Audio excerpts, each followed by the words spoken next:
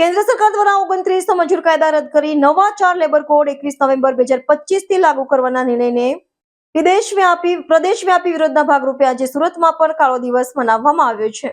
કેન્દ્ર સરકારની શ્રમ શક્તિ નીતિ તથા 4 લેબર કોડ રદ કરવાને લઈને સુરતમાં વિરોધ દેખાયો છે. વિરોધકર્તાઓનો આરોપ છે કે નવા લેબર કોડ કામદાર વિરોધી અને બંધારણ વિરોધી છે. તેમનું માનવું છે કે આ કોડ કામદારોના હિતને બદલે પૂંજીપતિ માલિકો, કોર્પોરેટર ઘરાના અને બહુરાષ્ટ્રીય કંપનીઓના દબાણ હેઠળ લાગુ કરવામાં આવ્યા છે. દેશની 10 કેન્દ્રીય ટ્રેડ યુનિયનો અને ફેડરેશન્સના સંયુક્ત મંચના આહવાન પર વિરોધ કાર્યક્રમો યોજાયા.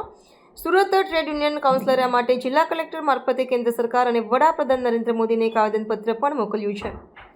સુરત ટ્રેડ યુનિયન કાઉન્સિલરે કેન્દ્ર સરકાર પાસે વિવિધ માંગો રજૂ કરી છે, જેમાં નવા 4 લેબર કોડ અને શ્રમ શક્તિ નીતિ 2025 તાત્કાલિક રદ કરવામાં આવેલા 29 મજૂર કાયદાઓને ફરીથી લાગુ કરવા.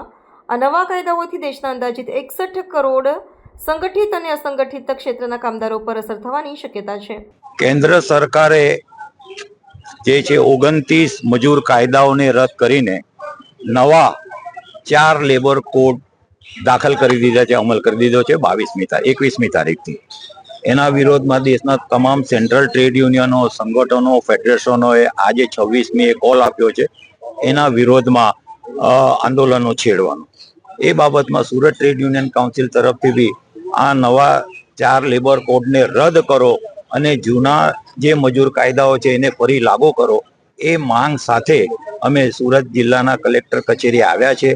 સુરતના ટ્રેડ યુનિયન્સ વાળા આવ્યા છે, બધા અલગ અલગ ધંધા રોજગારના, અને એ અમે એક આવેદનપત્ર આપવાના છે.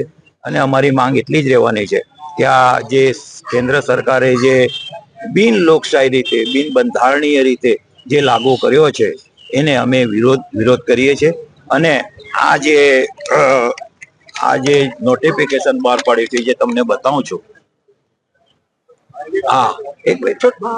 આ જે બતાવું છું એ 4 નોટિફિકેશન સેન્ટ્રલ ગવર્મેન્ટની લેબર મિનિસ્ટ્રીએ જે બહાર પાડ્યા છે એનો અમે સખત વિરોધ કરીએ છીએ અને એને અમે ફાડીએ છીએ.